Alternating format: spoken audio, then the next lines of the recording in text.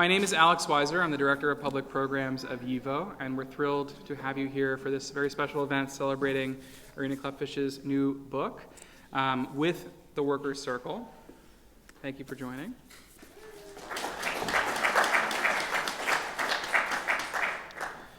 We're so pleased to be doing this event because Irena Klepfisz is not just an amazing poet, but she's a really important member of our community. She's organized events with us and memorials. She's spoken at countless programs. She's been a teacher for us countless times. And really, above and beyond all of it, she's an embodiment of our ideal here at YIVO of doing important things, doing interesting things with Jewish history and with Jewish culture. So it's really such a pleasure and an honor for us to celebrate this important achievement with her here today. And we're very pleased to have Rabbi Lippmann here leading the conversation. So for those that don't know YIVO, just a very brief word about YIVO. YIVO is a very special place for the celebration and for the contemplation of Jewish history and Jewish culture. We have a library and an archive of over 23 million documents and over 400,000 books, which are used by researchers from around the world. And in addition to making these materials available and accessible, we have a variety of public programs like this, and classes, exhibitions, and all manner of things that bring to life this world of Jewish history and Jewish culture. So we invite you to keep joining us on that journey. And I want to invite up Ann Toback from the Workers' Circle to tell you a little bit about the Workers' Circle before I welcome today's guests of honor.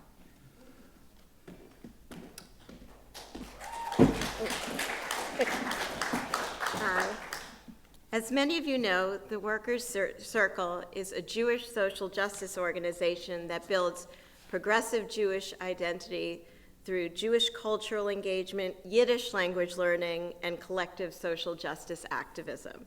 Our social justice activism, defending and demanding democracy for all, is inspired by our Yiddish activist tradition, and all of our programs are centered in our rich Yiddishkeit heritage, including our in-person summer and virtual winter trips to Yiddish land, our Yiddish classes, and holiday celebrations, our Yiddish Hanukkah party, and cultural programs like tonight's.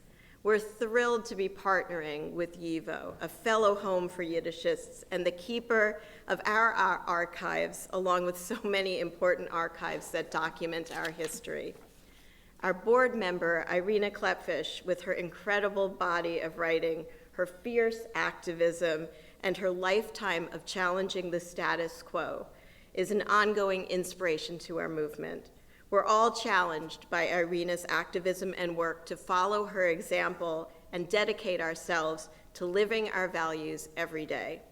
I'm excited to be here tonight, hearing from Irena and taking home her new book of writings that continues to teach, inspire, and engage us all in our heritage and our Bundes Yerusha. Thank you.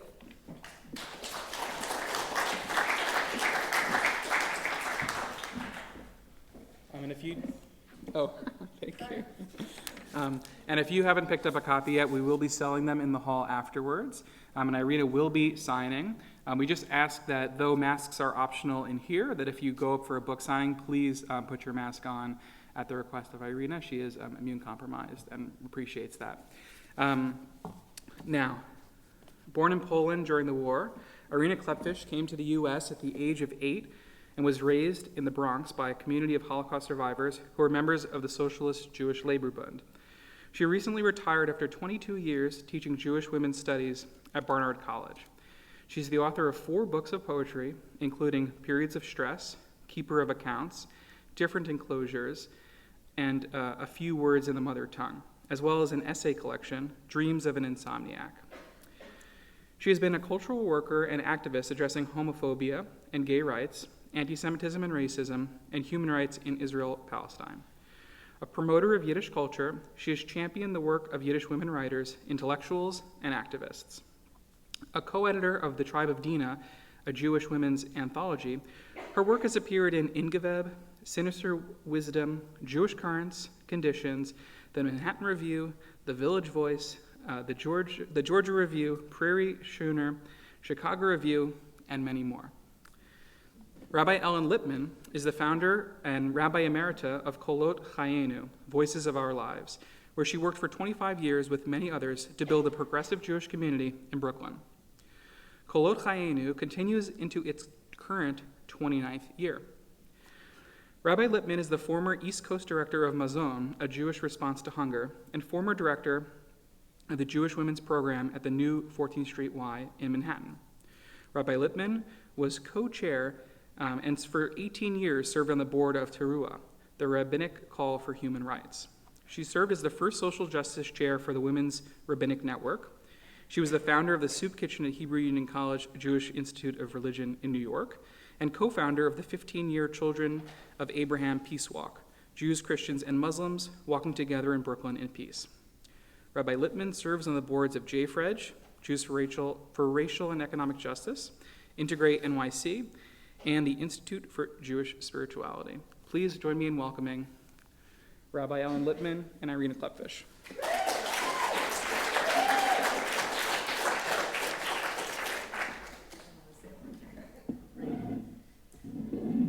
Hello, everybody.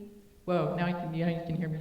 It's so wonderful to be here. And before Irena begins, and I think wants to offer her own thanks as well as reading for us, I just wanted to say a word about what we're doing here together, because it's not necessarily a natural progression that I would be here as a rabbi, as a religious person in this place interviewing Irena. So I said to her about 3 weeks ago, we had a lovely conversation in her apartment in Brooklyn, the sun coming in, and I said to her, why me? And she said, well, first, we have the same birthday. Second, we're both dykes. And both of us actually have felt that we had to be in the closet in various times and places to get through. We are political, both of us. We, as she says, have traveled on very different paths and ended in the same place. We have both had non-Jewish partners. We are both poetry lovers, though only one of us writes poetry. And the primary difference is what I mentioned before, that she is steadfastly secular. I tried to get her to join my shul, and she said, I just can't.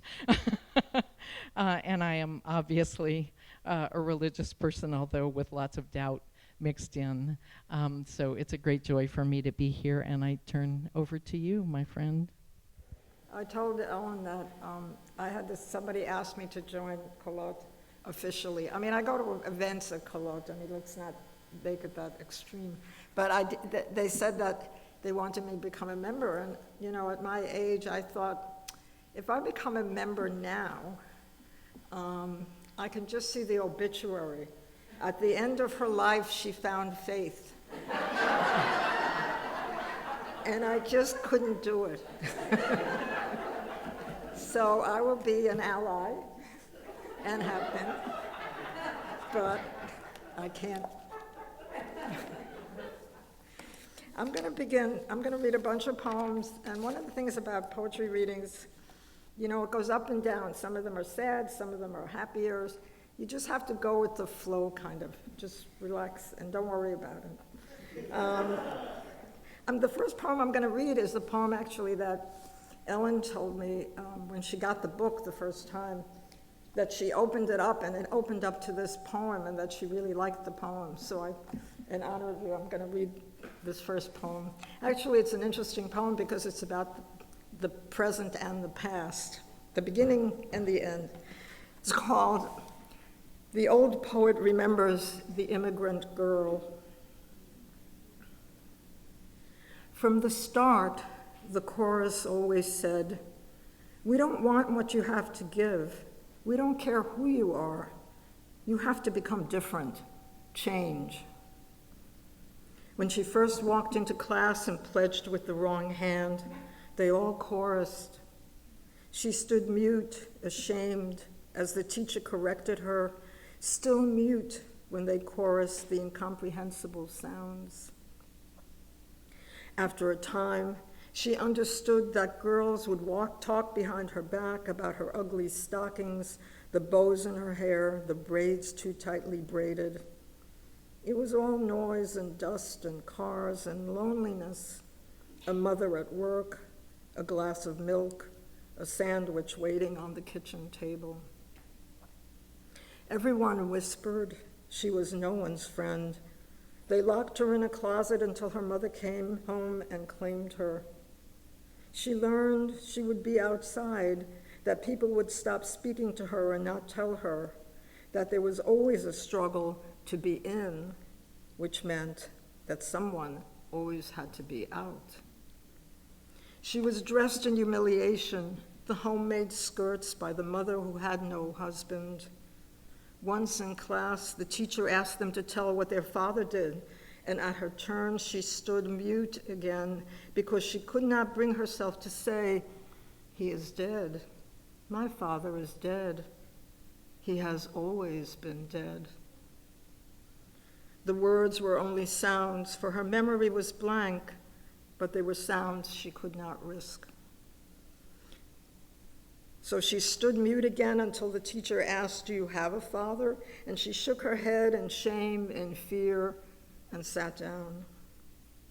She learned nothing they wanted her to know, but everything else about being alone, about keeping it close to her heart, about silence, about how her own words rebounded in her silence, about how she could use them, but only if she remained on the outside. I forgot that we are asked not to applaud at the end of all the poems, but when Irena's finished reading all of them, we can join in applause together. She wants us to sit quietly between them and kind of take them in. This is a poem just on the theme of sort of immigration. Judy and I were vacationing in Maine one summer, and we couldn't resist looking at the local library.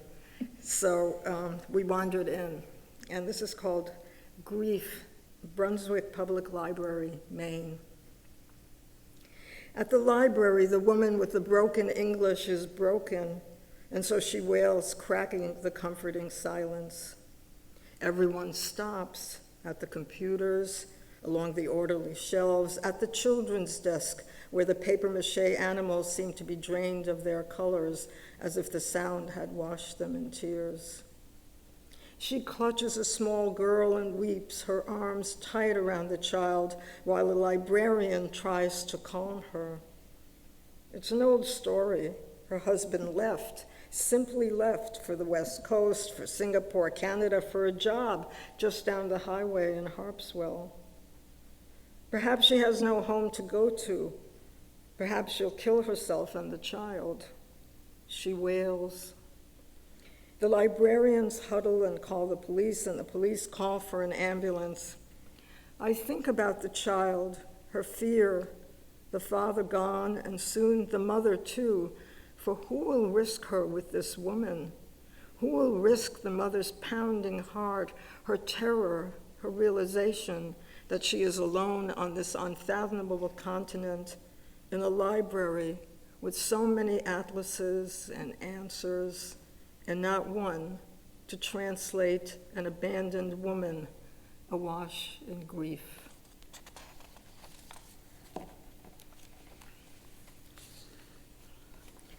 The poet Fradel Stock, the Yiddish poet, was in her late 20s when she came to the United States, and she was already known in Yiddish poetry circles. 20 years afterwards, she completed an English novel, which was a novel in English, which was actually published. And I was sort of interested in her doing that because it was very, very unusual. At the time that I wrote this poem, it was believed that Fradel Stock died in a mental sanitarium, which turned out to be totally a myth. Norma Fain Pratt did research on her and discovered actually that this was just only a myth, and that she lived on, and that she moved to the West Coast. In any case, when I wrote the poem, I was misinformed. So the poem is based on the fact that she did die in a sanitarium. It's in Fradel's voice. I take on Fradel's voice. It's called Fradel Stock, and the epigraph is from the Polish poet Czesław Miłosz. Language is the only homeland. They make it sound easy, some disjointed sentences, a few allusions to mankind.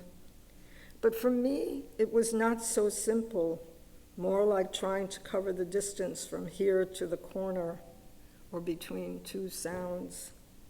Think of it, heim and home. The meaning the same, of course, exactly, but the shift in vowel was the ocean in which I drowned. I tried, I did try. First held with Yiddish, but you know, it's hard. You write gas, and street echoes back. No resonance. And let's face it, memory falters. You try to keep track of the difference like Gott and God, or Huis and house. And they blur when you start using alley when you mean Gesela, or avenue when it's a boulevard. And before you know it, you're on some alien path, standing before a brick house, the doorframe slightly familiar. Still, you can't place it exactly. Passers-by stop, concerned, they speak, but you've heard all this before, the vowels shifting up and down, the subtle change in the guttural sounds. And now, it's nothing more than babble. And so you accept it, you're lost. This time you really don't know where you are. Land or sea, the house floats before you. Perhaps you once sat at that window and it was home and looked out on that street or Gesela. Perhaps it was a dead end, perhaps a shortcut, perhaps not. A movement by the door. They stand there beckoning, mouths open and close. Come in, come in. I understood it was a welcome, a dank, I said, till I heard the lock snap behind me.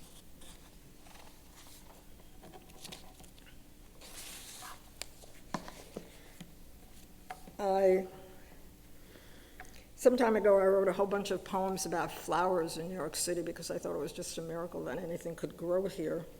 And this is one of, I'm going to read a couple of them tonight, so this is one of them. It's called Oleander.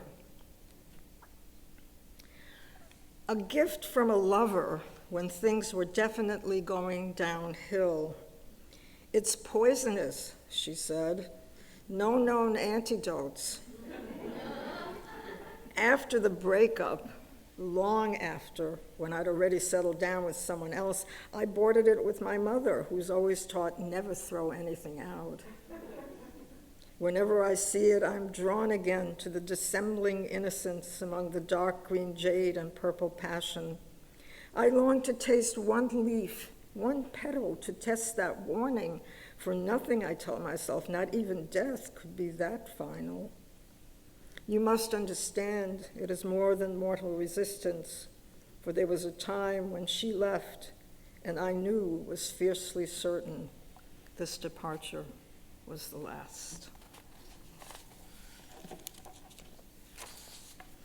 My partner Judy, my late partner Judy, we were partners for almost 4 decades, was a painter, and the painting on the cover here is one of hers.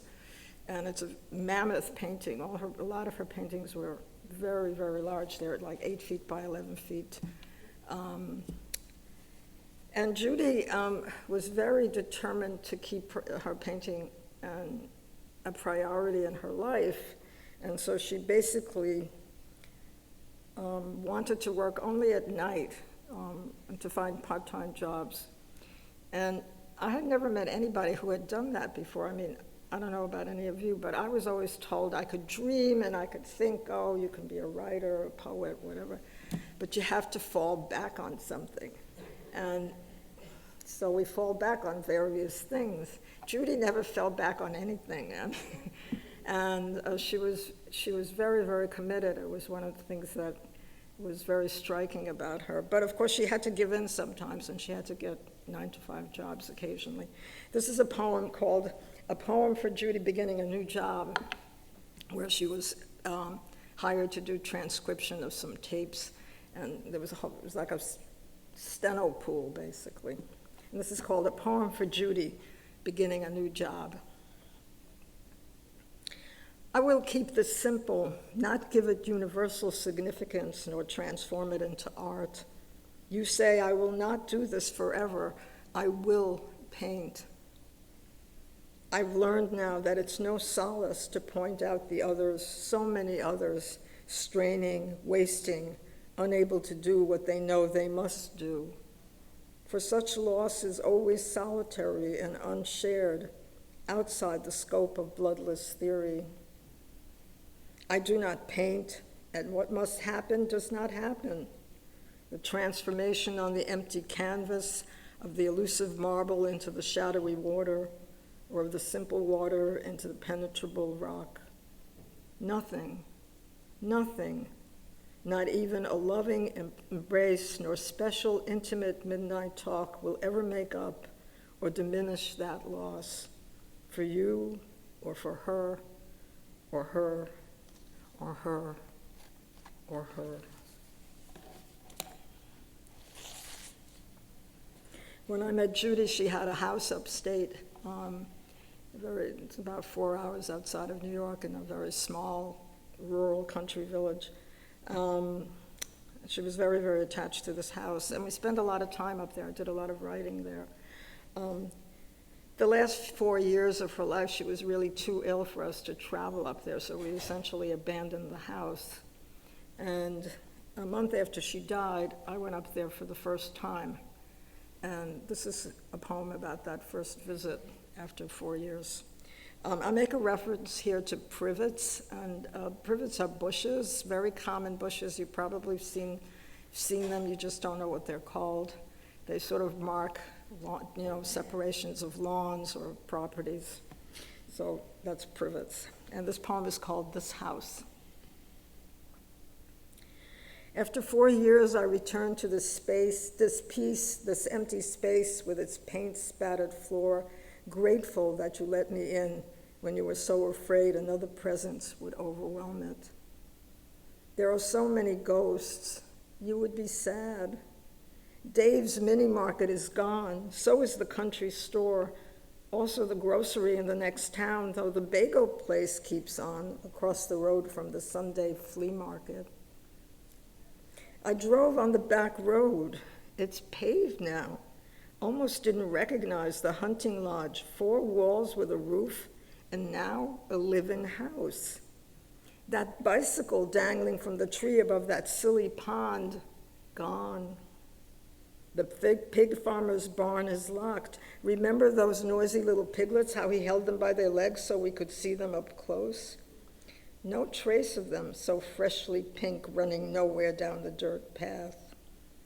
And the woman with the goats, she's gone too, as is the flaming lavender trailer where 2 women lived, and we never did get beyond our suspicions. For whom could we have asked? You knew the name of every insignificant road at every turn, and I'm trying to remember your routes and stop now at the place where you wanted me to cut some purple flowers, still wild blooming on a bank. Today I placed a few in that small green vase. The truth, the house needs mending, so long neglected, it needs your care. I'm trying to channel you, repairing clapboards, the broken well cover, the broken steps. You may be gone, but are always with me. We're 2 ghosts joined. And when I clear the roses, when I cut the strangling vines, I can hear you whisper, go help the privets, let the privets breathe.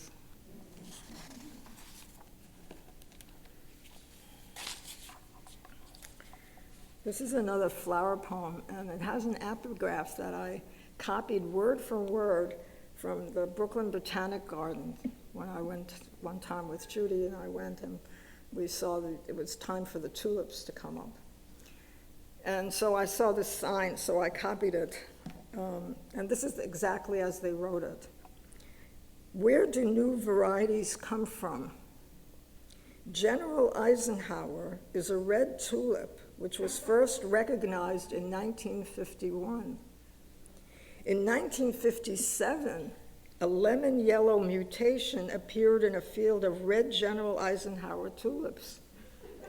This yellow mutation proved to be a stable sport, which was called Royal Pearl. So the poem is called Royal Pearl. In dead of winter, imprisoned within the imprisoned earth, it was a leap defiant of all eternal laws and patterns.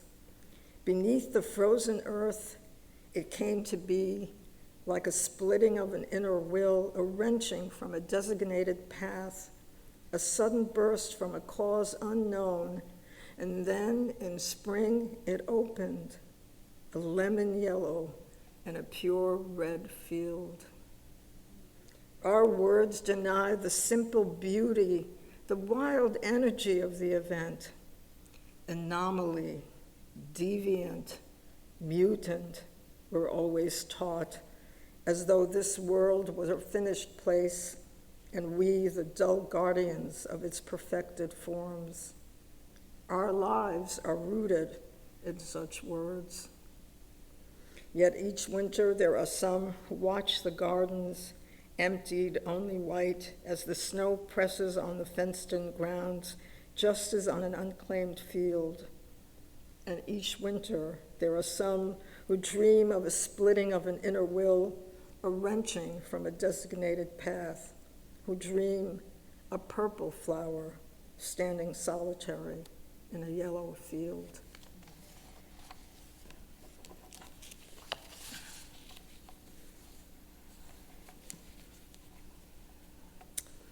Some of you here probably remember my mother, Rose Klepfisz. She was an archivist, and she worked here. She began her archival career here at YIVO, not in this building, on 86th Street. And then she went on to JDC, the Joint Distribution Committee. But before she was an archivist, she was a seamstress, a Nähterin. And she began sewing when we first came to the United States. She sewed at home. She had, Mr. Lippmann made a little card which said Rose Klepfisz, originals and alterations. And then we couldn't live on that. So she started doing piecework. Somebody got her a job in a factory. But with piecework, you have to be really fast because you get paid by the piece. And she was too careful. She wanted everything to be perfect, so she wasn't fast enough, so she couldn't do that. And then she finally found the perfect job, which was to work for a fashion designer who had 4 shows a year. And she needed somebody who was meticulous and who could do really good work. And my mother was perfect for this job. It was very glamorous. It was a lot of pressure because there were 4 shows a year. Now, this is like the early 50s. Fast forward about, 30 years, and I'm reading Chaim Grada's Der Mama's Shabbosim, My Mother's Sabbath Days, about his mother who sold apples to try to support him. And I thought, well, maybe I should write about my mother's Sabbath days. Sort of gave me an idea, except as you heard, I'm a practicing secular Jew that doesn't practice Shabbos. So I wrote it anyway, and it's called Der Mama's Shabbosim, inspired by Vela Grada and Chaim Grada's memoir. Bei uns ist es gewesen anders. I knew nothing of the 613 mitzvahs which did not bind me, nor of the 3 which did, though I'm sure my grandmother, Rikla Perchikov, knew them all, and I have a vague image of her covering her eyes and swaying. Shoshana, Rushka, Lodja, Mama Law, and more recently Rose, in short, my mother, in all her reincarnations, did not pass on such things. She'd given them up even before she'd ever claimed them. She was more modern, and besides, there were other matters to teach. So by age 11, ich bin schon gewesen a brennendicke Sozialistke. I was a passionate socialist, impatient, so impatient to grow into my knowledge, never guessing there was no choice for work and rest wrestled in every human life, with work inevitably the unbeatable winner. So for us, it was different. Erev Shabbos was plain Freitag, or more precisely, Piontek. I remember summer evenings, I'd wait for her at the Mashalu stop of the Lexington line. Bright heat and light at 6 o'clock. She was full of tales of bright heat and light at 6 o'clock. She was full of tales of Miss Kant, the designer, a career woman longing for home and family, in love with a handsome pilot. Of Scotty, the model, who married smart, a wealthy buyer, and now sat brazenly chic in a Reform synagogue. I listened eager to understand these widow tales of romance amid the rush of each season's showing, and once even saw on the page of the Times a mannequin dressed in the very gown Mama Law had made. All the way up Jerome Avenue, we'd walk past the Jewish deli, where we never ate. What was the point if you could make it at home? Past the pizza place, where occasionally while shopping she'd buy me a slice.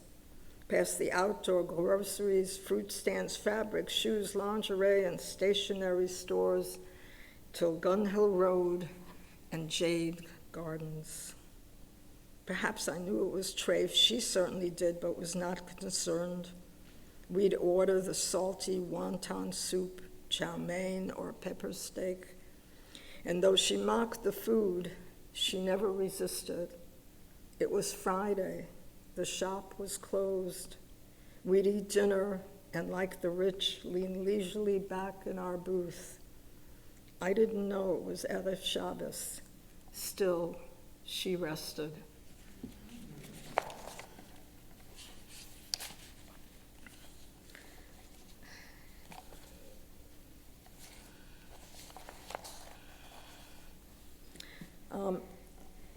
By contrast, I knew very, very little about my father. I saw him last when I was 1.5, and he was killed in the uprising of the Warsaw Ghetto 6 months later. But, and I wrote a poem actually about everything that I knew about him, which wasn't that much. So this is called About My Father. He became a teetotaler out of his socialist convictions. During the war, he began to drink again. He was casual. He kept his tie in his pocket till the last minute before oral exams. He left me on the street to be picked up by the nuns from the orphanage. He watched me from a distant doorway. Once he refused to hit me. He told my mother his hand was too large. He wrote to his aunt that he hoped the baby would be a boy. When he was a student, Jews were not permitted to sit in the front rows of lecture halls. He made it a point to stand through the lectures. Ultimately, Jews were allowed to sit. He was a discus thrower. According to some, he got along with everyone, Jews, Goyim, children. He was caught a couple of times by the Germans. They thought he was a Polish smuggler. Once he was put on a train for Treblinka. He jumped, was shot at and wounded, but got back to Warsaw alive. He believed in resistance.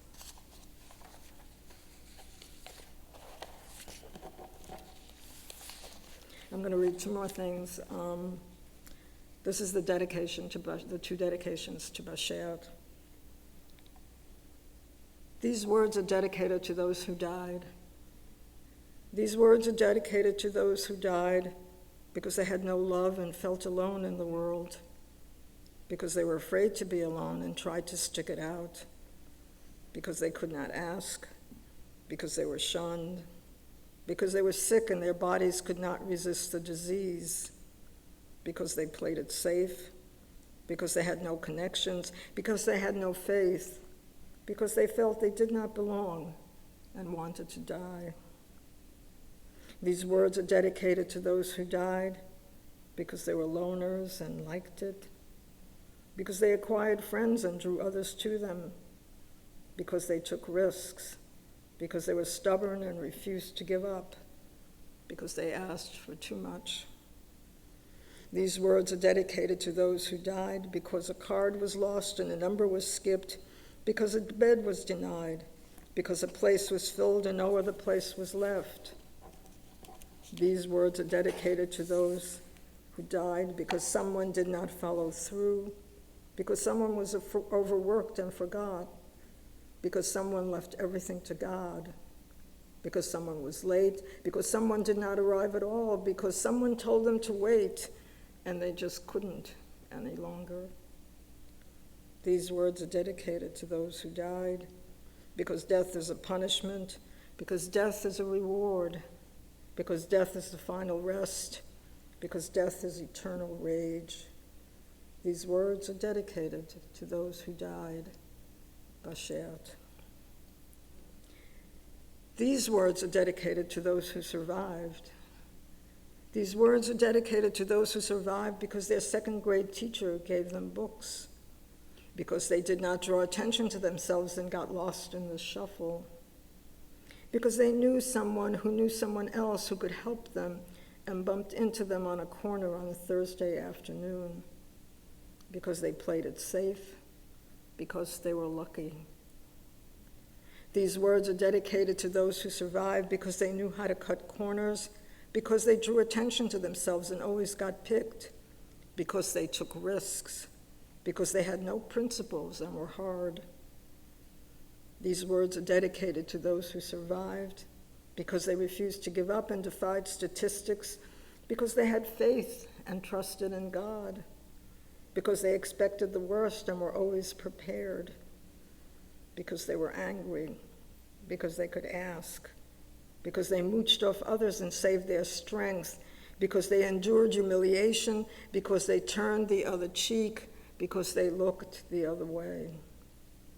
These words are dedicated to those who survived, because life is a wilderness and they were savage, because life is an awakening and they were alert, because life is a flowering and they blossomed, because life is a struggle and they struggled, because life is a gift and they were free to accept it. These words are dedicated to those who survived. Bashert.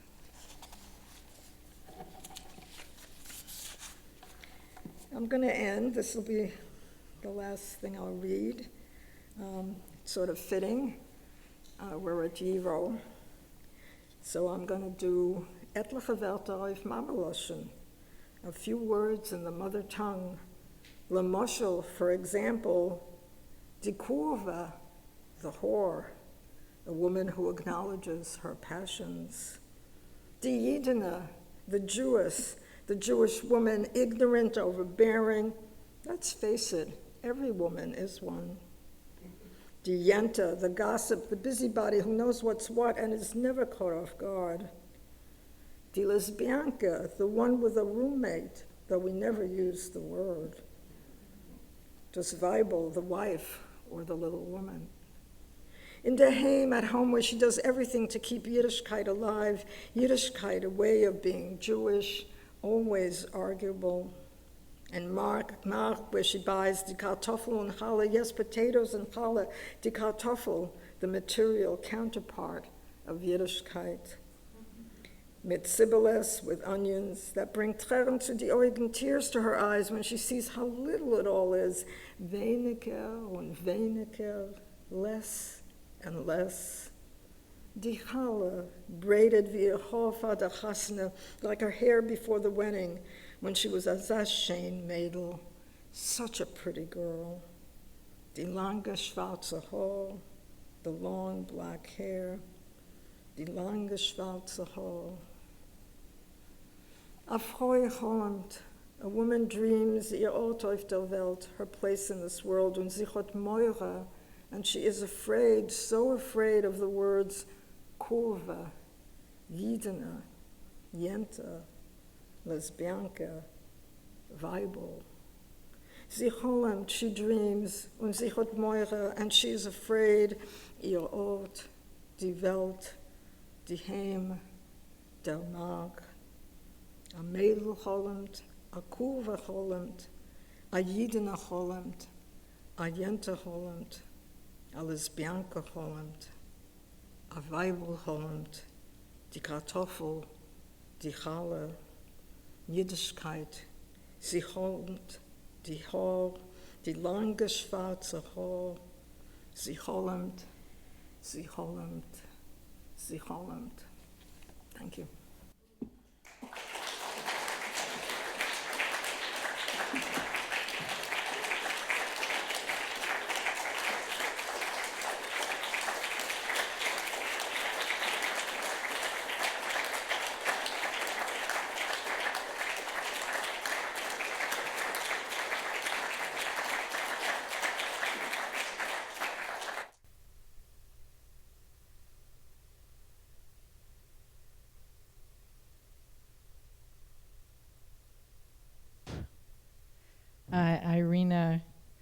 When Irena first told me that she wanted to read a number of poems and, all together, I thought, I'm not sure about that. And listening to them, I think I was probably not sure about it because I wasn't sure I could get to this place without crying. So I don't know about all of you, but I could hear the sighs and kind of being right with you. I think that I don't know any poet who does what you were able to do about kind of disjunction, misfitting, being lost, not sure where you are, yellow flower in a red field, a yellow flower in a red field. And I think I will wait then to ask you about the other things that I want to ask you about, if you would talk a little bit about your process of writing. Because one of the things I guess I wonder, because you do that so incredibly, is how you're able to conjure it. How are you, old poet, able to look back all those years and make us see that immigrant girl so clearly in the classroom? How are you able to walk into a library in Maine and see a distressed mother and her baby and let us see them too? How do you do that? Please tell us about your writing process and whether that comes easily, whether you make many drafts, tell us. Well, I'll tell you, Ellen, if I really knew the answer to that, I would have 3 volumes of books instead of just one. Writing is a very mysterious process. I facilitate workshops, and you can learn certain kinds of things, but there are certain things that are sort of inexplicable. I mean, I've talked to other writers. There are moments when you for example, when you see something and you're very moved by it, or compelled, you feel almost compelled to write about it. But you don't have all that much necessarily. There's a certain amount of non-control. I mean, it's very difficult to explain. For example, sometimes I shock myself. I feel like I shouldn't even get credit for something because it's not conscious and it's not deliberate. It just happens, and you can't will it. You can't formulate it ahead of time. You can't say, oh, I'm going to write a poem about this terrible episode that happened in Maine. It doesn't happen like that. You start sort of writing about it, and half the time I think also it's an exploration of what you're feeling, because you're not always aware, I think, of all your feelings. And I think one of the really important, or the things that I like about writing, is sort of the discovery, the sudden, something pops up that I hadn't even thought consciously or deliberately. So you have to be moved in some way. You have to think it's important in some way to sit down and start working on it. I'm an obsessive editor, and it's very hard for me to let go of pieces. And I'm not that very prolific for that reason. I just can't let go. And one of the things, when you do workshops that we talk about is, how do you know when something is done or finished? It's a big question. I like to repeat the story I told it. If you've heard it before, if you were at the other event last night. I read this memoir about Giacometti, the sculptor, and this man was watching him, and he describes in this memoir how Giacometti worked. And at one point he asked Giacometti, well, how do you know when a sculpture is finished? Because Giacometti apparently would suddenly jump up and go to something and do something. And Giacometti said, oh, I never finish a sculpture. I just abandon them. And I thought that was really, I love that story, because it does reach a point where you sort of realize, you know, maybe it's not perfect or whatever, but you got to move on. So it may not be finished, but you're kind of finished with it. And it's also very kind of mysterious about when you do that, when you kind of let go, as much as it is. So in short, like, I don't really know how I begin or how I end, but it happens. And I guess with a certain amount of experience, I sort of can kind of detect when something is moving in the right direction. But a lot of it is very, you have to really know how to let go. And that's a very hard thing to do. And you also have to, this is also difficult to teach in some ways. You have to sort of let go of what I call the tyranny of the original idea, so that you're really free to explore in different directions. And you're not kind of forcing something on the page. And that's very hard also. But when you do that, you do discover, that to me is the most exciting part of writing, is when things pop up that I hadn't anticipated. When I see something on the page that surprises me. And I think, oh wow, did I really say that? Do I think that? You know, and in that sense, I almost don't feel like I'm responsible, because it's like I feel like it's a kind of channeling of some sort. I see Josh is nodding his head here, and he's a poet and songwriter, and so isn't that true? Yeah.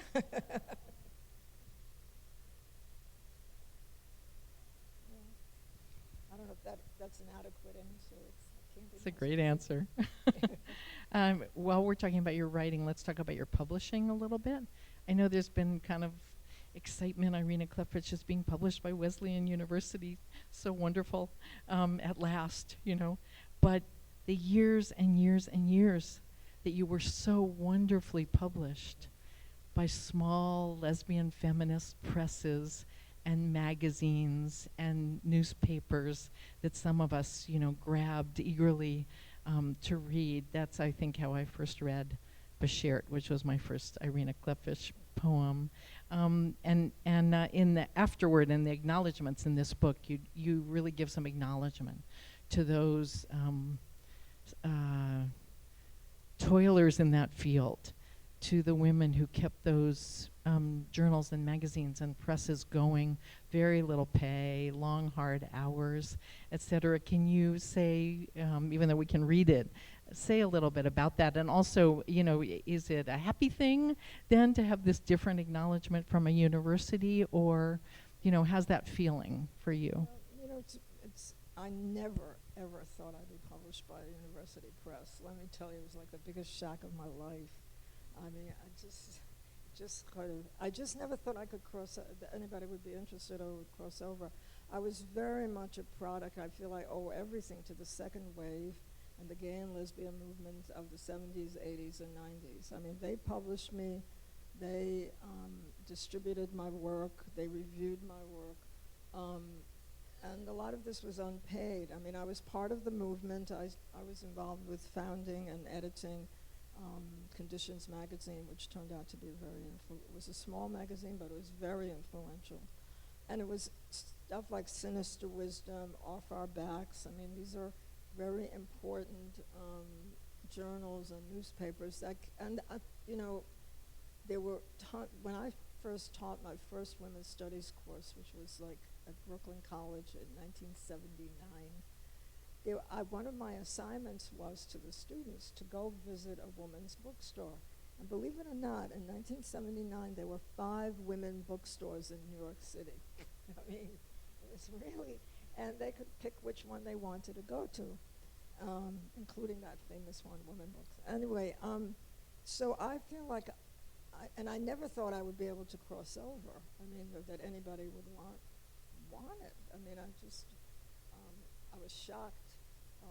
Julie Enser, who's the editor of Sinister Wisdom currently, she and I connected. She's a younger generation. She's at least 30 years younger than me, if not more, 40 years. Oh God, she may be 40 years younger than me.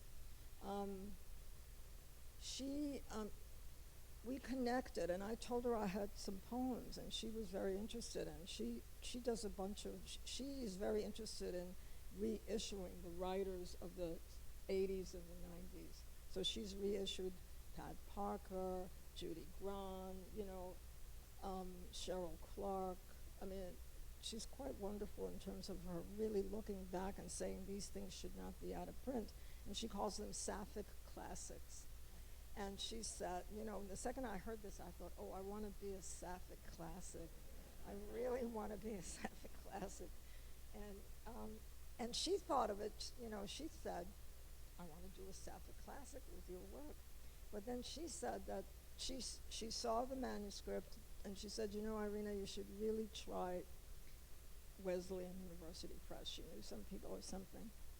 And I said, well, okay. So she sent it off I sent it off. She gave me a cover letter. I didn't know what to do.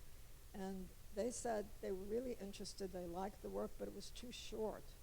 So then the manuscript was too short. So my other work was out of print. So Julie said, oh, yeah, collected works.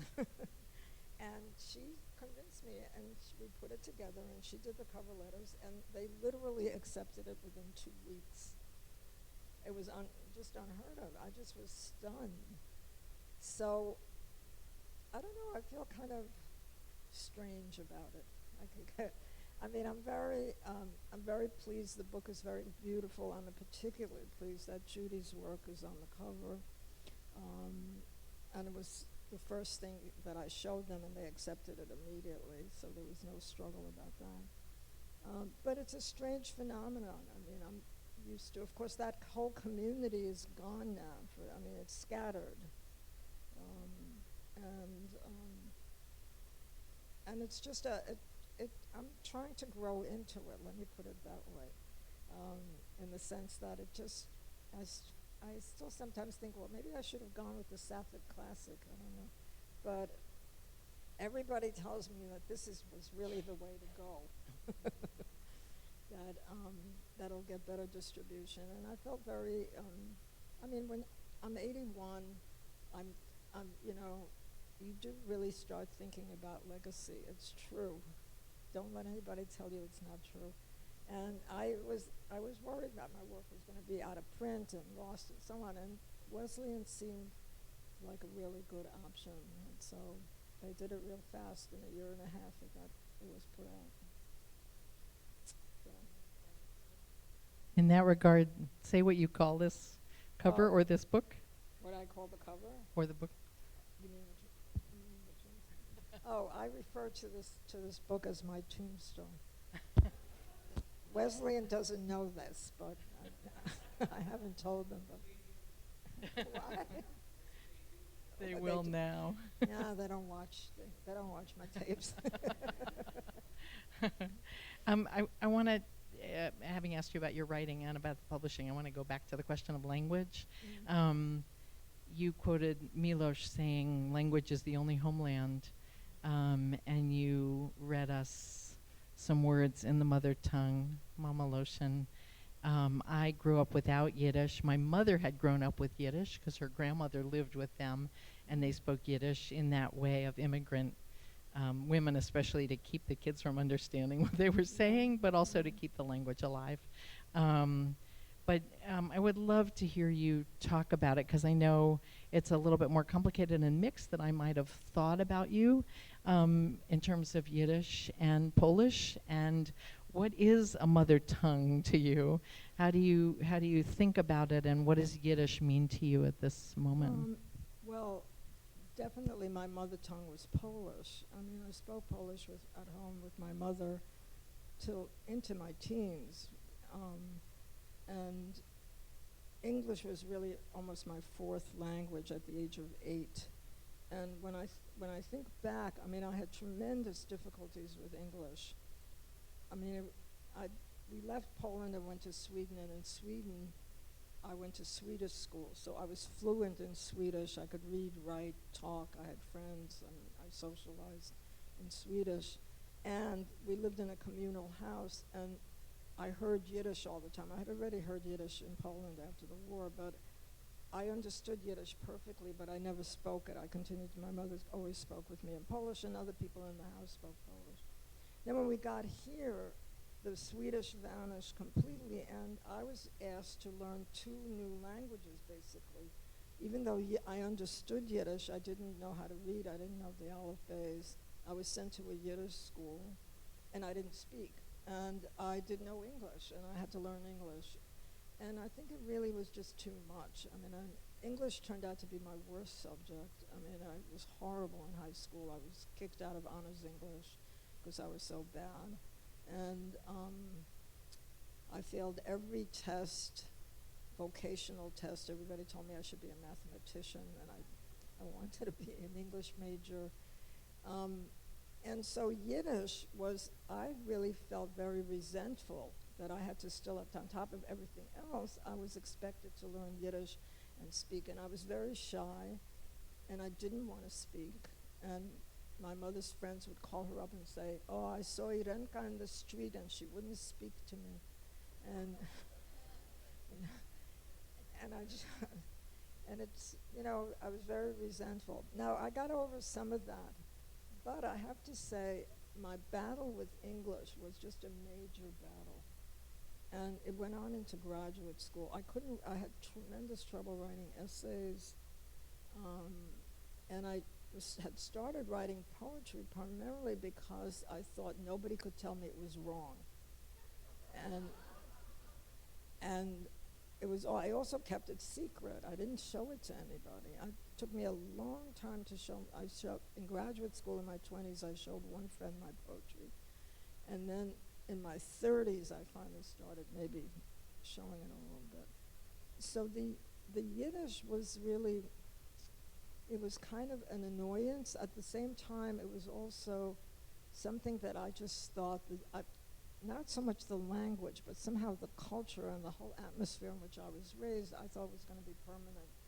And it was really in my 30s that I began to sort of think that maybe this was fading away. At the same time, I had also met, some of you probably know her, Gloria Anzaldúa, the late great Gloria Anzaldúa, Chicana writer. She wrote this, if you haven't read Borderlands, you should. It's being taught all around the country now. She and I became suite mates at a summer program for creative writing for women. And we had known each other's work, but we had never met. And we became very, very good friends. And she was this Chicana from Texas, and I'm this Jewish immigrant from the Bronx. And she was writing basically English texts with an enormous amount of Spanish in it. And we used to argue because I said, well, I don't understand Spanish. Why don't you translate it?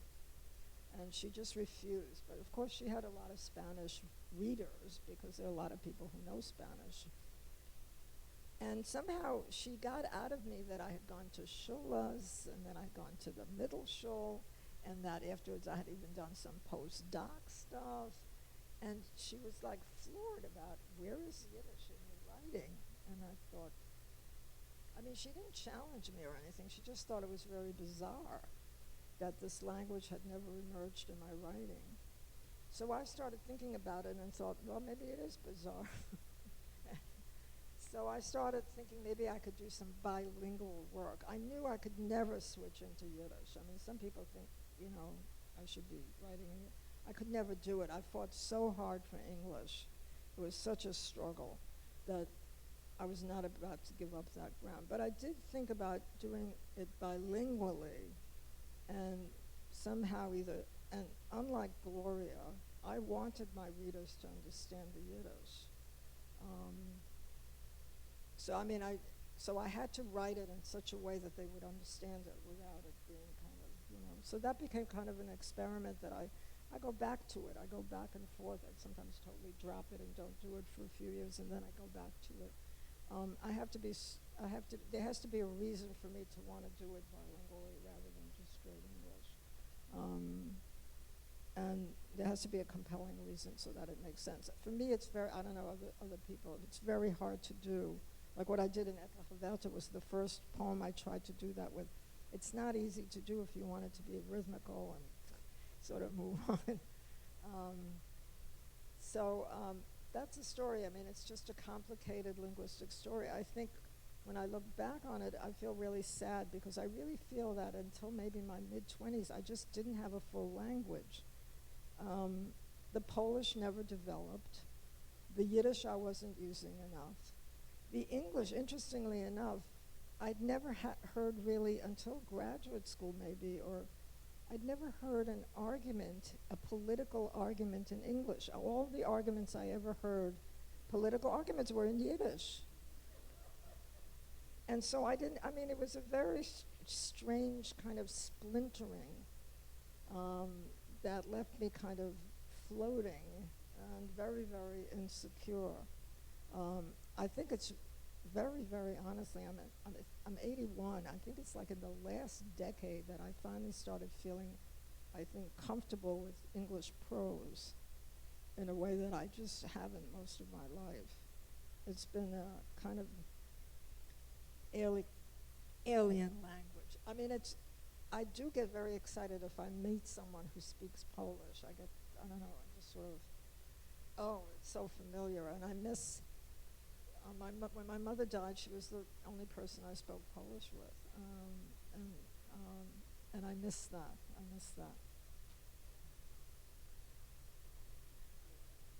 We also want to give kudos to YIVO and to Workers' Circle for what they have done in keeping Yiddish alive and now seeing some new growth in involvement in learning. Lots of young people wanting to learn this language that felt like it had almost been lost in sort of our time and place.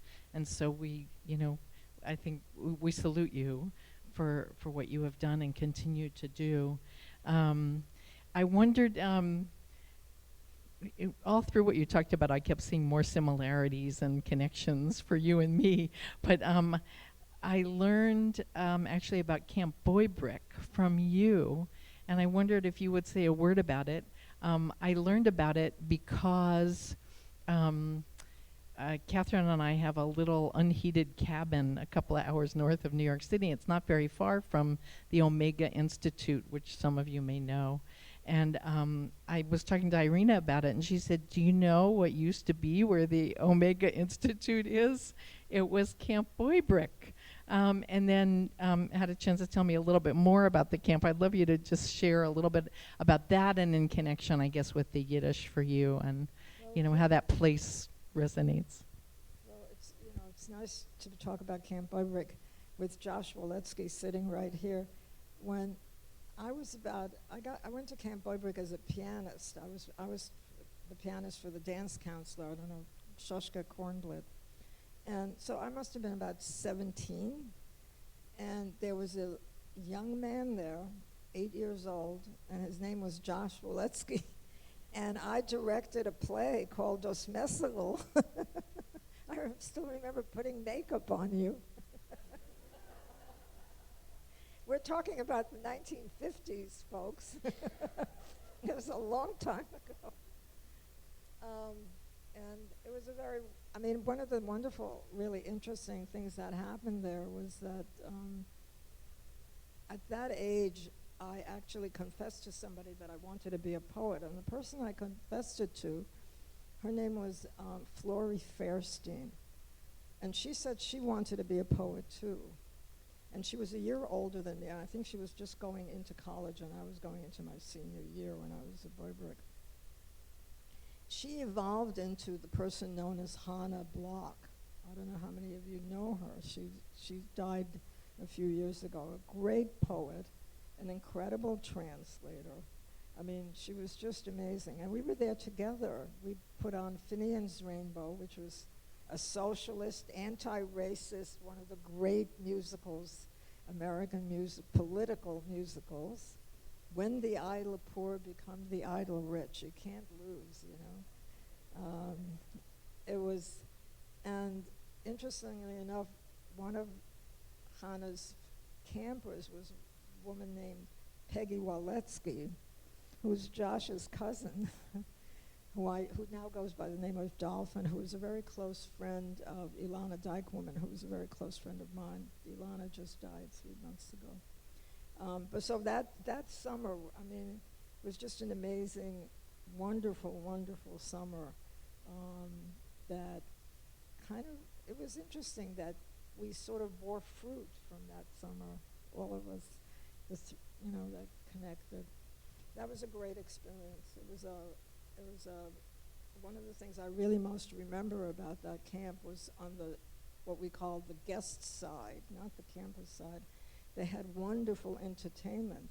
Minna Byrne was there, and what was her husband's name? Yeah, it was just amazing. I saw Joseph Buloff there performing. I mean, it was just these incredible theater. I was just enchanted by it. I used to sneak over at night to watch it. So it's a very memorable, Omega. it's a memorable place.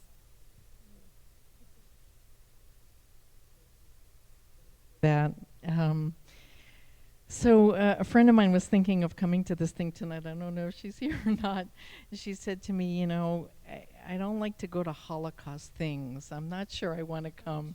And I said to her, I don't think this is a Holocaust thing. But the first poem that I remember reading of yours was the dedications to Bashert, which you read for us tonight. And as far as I'm concerned, having read a certain amount of history, and probably many of you have read much more, I don't think anything captures, for me, the understanding of randomness and reality of the Holocaust as those much fewer than big history words do. And obviously, the question of the Holocaust is with you in your life, with your father's memory, with the way that you grew up, with survivors, etc. And I don't know if many people may know your story. I don't know if you want to say a little bit about your story, or I know that you too don't go to Holocaust things for the most part. I tried to get you several times to come and read at things, and you steadfastly refused, except for the Warsaw Ghetto remembrances that you're involved with. But and actually, also speaking of language, how do you refer to the Holocaust? In Yiddish, we call it a hum. I mean, the only thing, I grew up, I had the misfortune in some ways of experiencing the memorials that were occurring in the 50s. And we came to the United States in 49, and my mother, we landed on April 11th. That was when I came to the States. And my mother, within like 6 days, was at a memorial meeting. And I didn't go that year, but the year after that, partly because my father was considered an important figure in the uprising. So I went to all of those early meetings, and they were really raw. I mean, people were, if you can imagine, it's only 5, 6, 7, 8 years after the war. People have lost entire family. I mean, people were injured, people were damaged in certain ways. And they were very frightening, these memorial meetings, for me. I'm 9, 10, 11, 12 years old. I found them very, very frightening and very disturbing. And it reached a point where I told my mother I refused to go to anymore, and I stopped. She agreed. And then later, they became very commercial. Then they went through a period where every political hack that was out there running for office would show up at these things and tell us how much they thought about it. It was just awful. So I stopped going to them altogether. And the only thing I really started, when I sort of returned, was in the 80s, was going to Der Stein, which is on 83rd Street. It's a very simple ceremony. It's a simple memorial. and I've been involved actually on the committee for a number of the last few years. I'm not involved in it now anymore.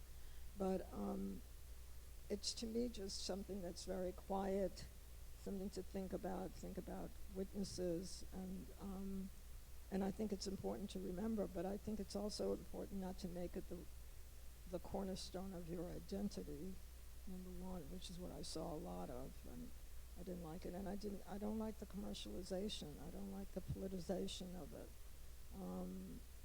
So I'm a purist in that way. I mean, I think I like it to be kind of quiet, unobtrusive. We always have it on April 19th, no matter what the day. We have it in the afternoon. It's inconvenient. We have it if it's raining, and we honor I think it's very important to us not to only honor armed resistance, because we think resistance occurred in various forms. I remember once, I can't remember whether it was Latka Mead or Hannah Frischdorf, but one of those two women told me, or told a group, I don't remember. She said, you know, the woman who was on the street corner selling apples, when she saw some Nazis running after a Jew and pointed them in the wrong direction, she was part of the resistance. You know, it was just, and it always stuck with me about, and I was also very struck by the fact that when I went to memorial meetings, I would see my father's picture up on the stage, and I thought that was okay. But at the same time, it took me, and this is a way in which the women's movement changed me. I realized, you know, my father was killed in 1943. There was a war going on, and I was saved because of my mother, and her picture wasn't up there. You know, I mean, and when I wrote Bashet, the first section of that is really about her. And that was part of the influence of the women's movement, is to look at, in fact, resistance in a sort of, also from a sort of feminist perspective. So I've changed about how I see it. I used to be very obsessed about writing about the Holocaust, especially in my 20s, and I like to say that when I came out, I decided I had a life, and that it was going to be rooted in the present, and it changed. It comes back, of course, it's part of my history, it's part of my childhood.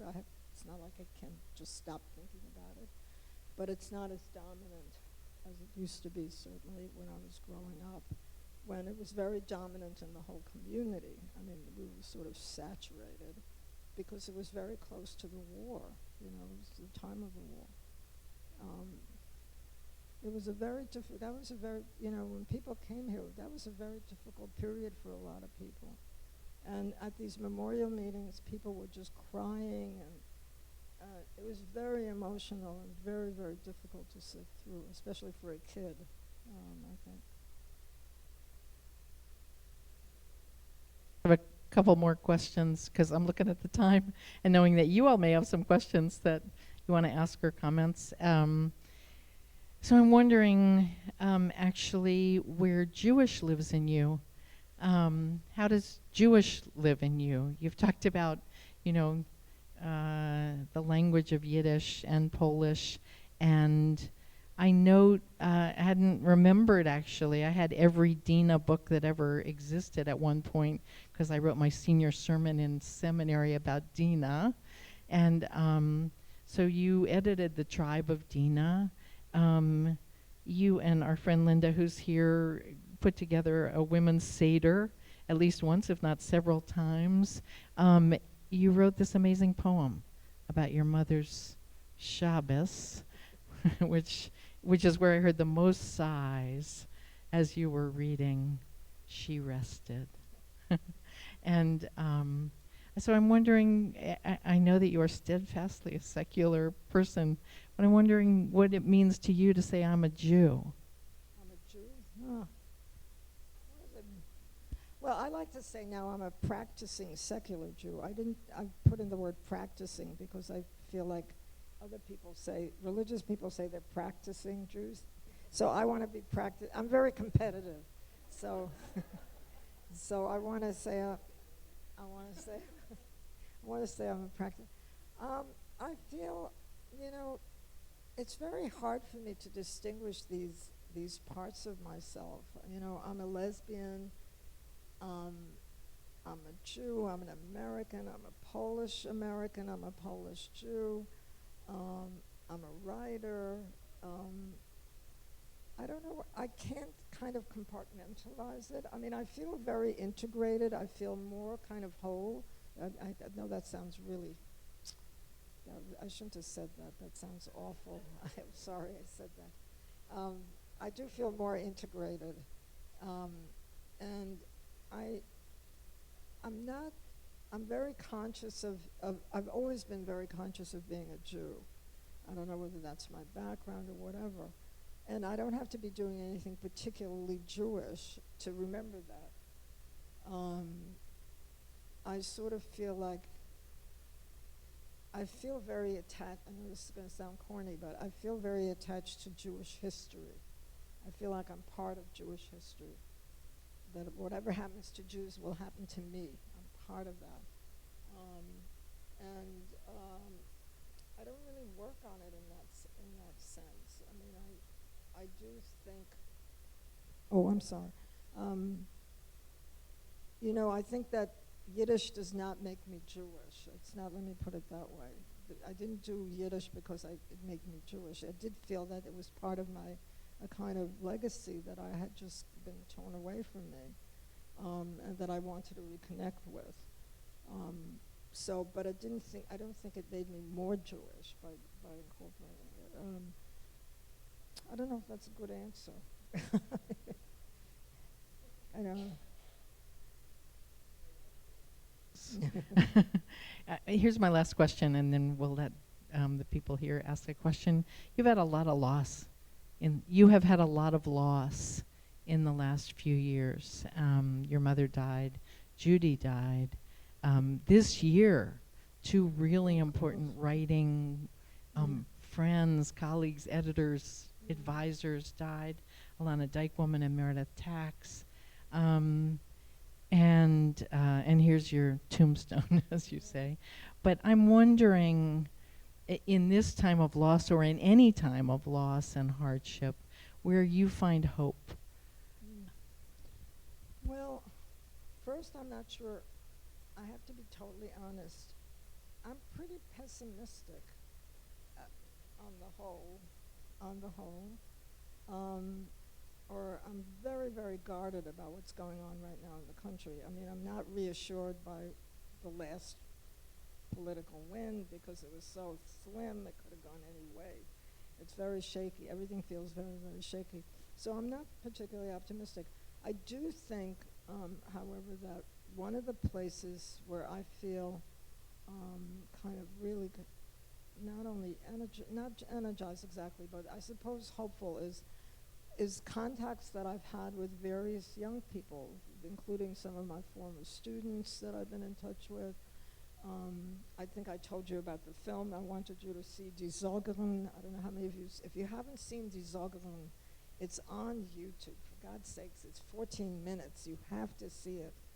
It's a Yiddish animated version of a short story by Rachel Brochus called Die Sorgerin. That's the woman who does the prayers in the women's section. It's a beautiful, beautiful animation and a wonderful Yiddish narration with English subtitles done by these two young women, Alona Bach and Malky Goldman. When I see stuff like that, and they're very young, I mean, I think we're like 50 years apart, if not more. I'm very, very hopeful. When I see my students, former students, are engaged sort of with work that repairs the world, that gives me a lot of hope. I mean, like in their worker circle, there are these young people, these young activists, college kids. You know, they're determined. They want to do work. They're not shirking. They're not hanging around and brooding. They want to be active, and that's always very, very kind of, to me, encouraging. And also I meet people, when I do workshops, I'm always amazed at young people that want to be poets. I think, why would you want to be a poet? I mean, and yet, there's a kind of idealism that's just very wonderful to encounter. And so that puts a damper on some of my pessimism.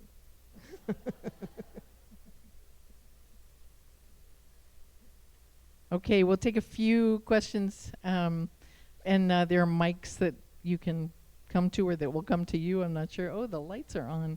So, oh yeah, hands all around. Okay, so yes, back there, reddish hair, green shirt. You want to stand up and ask your question? Or wait, the mic is coming to you.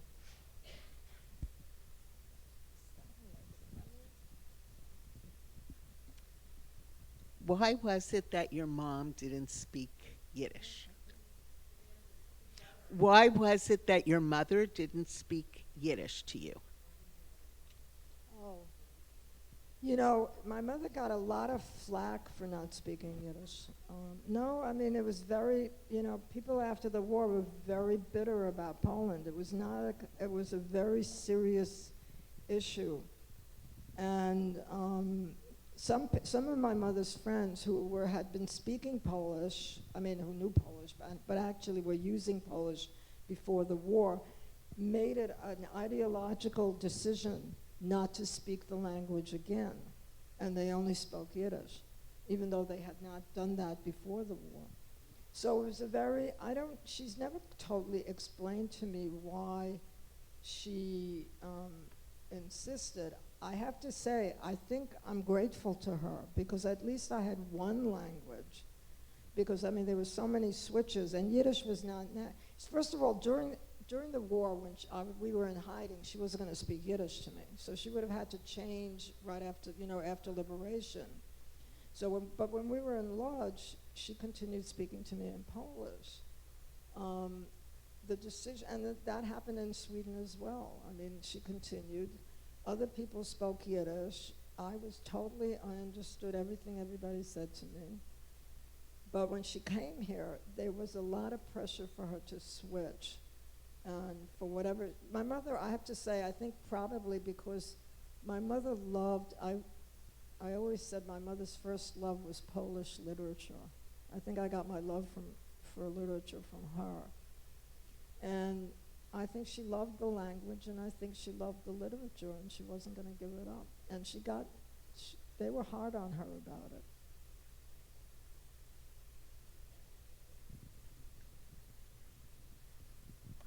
Hi, it's Vivi Lax from London via Liverpool. Thank you. You were, are, and always will be a Sapphic heroine, whoever publishes you. You were, are, and will be a Sapphic heroine to us, whoever publishes you. And I'd like to say that I first came across you in different encounters with a brown cover published by Lillian Mohin, the late Lillian Mohin, dear friend of mine's, Only Women Press in Britain. And I'm no poet, but the year after I came across your book, I spent a year writing my family history in poetry, inspired by you.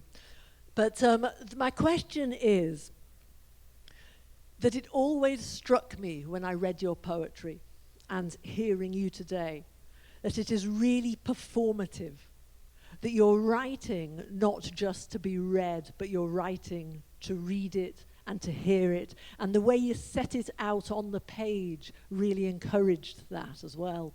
And I wondered, how much that has an effect on how you write the poetry.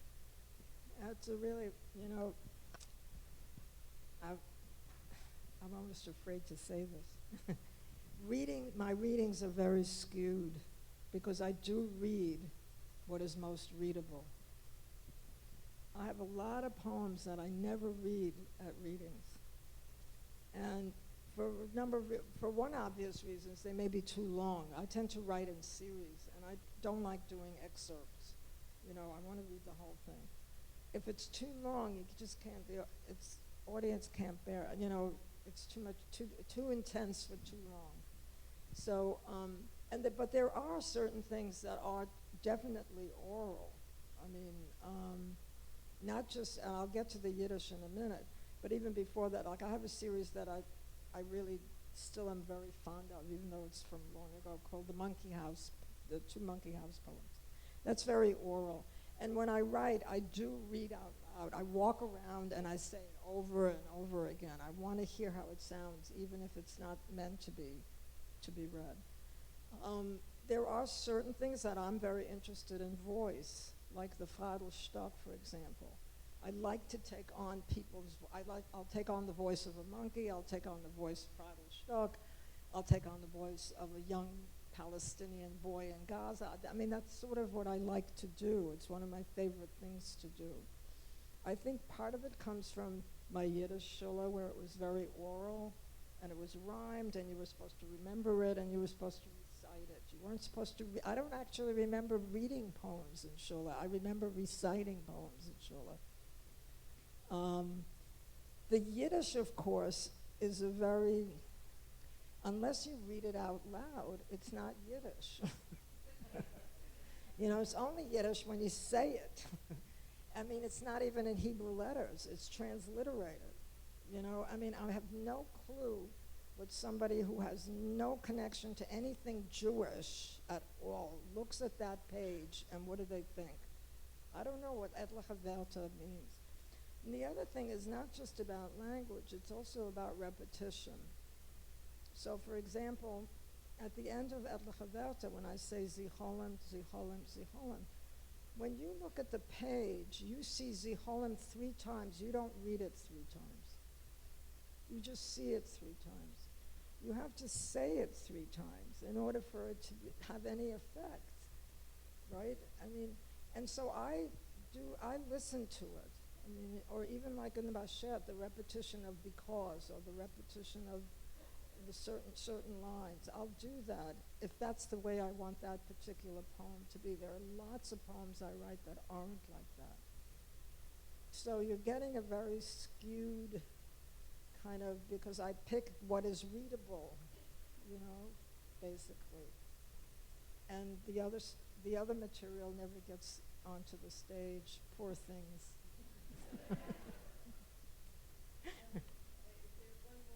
If there's one more, let's take one more, and then Irena's going to be selling books out in the hall behind here, so you can talk Sandy. Thank you so much. This has been wonderful. I've been taking some memoir classes and also doing some storytelling, and what I kept thinking, based on what you were talking about, is that, can you hear me? It's the microphone. I'd be happy to. It felt to me as you were reading that you were telling us a story. Each poem was a story. And part of that performative piece was the storytelling. And it's almost as if it's all memoirs. I mean, it's just that constant memoir. And obviously the book, which I'll purchase, is your story. Can you kind of speak to... I do like narrative writing. I mean, again, I have to go back. I mean, I didn't like going to shula that much, but I loved the poetry, and they were always stories in the Yiddish shulas and the poetry. The only poetry I heard in English was the rhyme of the Ancient Mariner, which didn't exactly relate to my Bronx environment. I had no idea what an albatross was, much less anything else. I mean, it was just a nightmare for me. But when I perked up in high school one time because I read a poem called My Last Duchess by Browning. And that was a story, just like a story in shula, you know, and it was an intriguing story. And it was about voice, it was about someone speaking, and it was a dramatic situation, and I like that. I do that. But I have a lot of other poems that just have no stories. I mean, they're just sort of, I don't know what to describe them, but they're very internal. Though I will read them out loud for myself because I want to see what goes on with them. In some ways, I almost can't quite always tell. But again, I think the poetry that I heard in the shulas were always stories. I mean, they were not about how you feel about anything. It was a story that had a plot, it had a beginning and an end, and some kind of, and that dramatic monologue that Browning did, I was just really, really intrigued by it. It was the first thing I think I paid attention to in high school in terms of poetry, because nothing else, I mean, that, I hate to say about the Ancient Mariner, because they tortured us in 8th grade with that.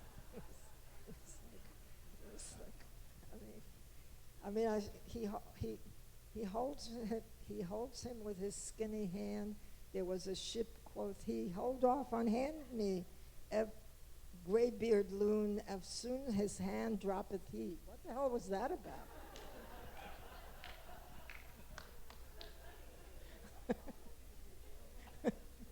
It was a nightmare. It was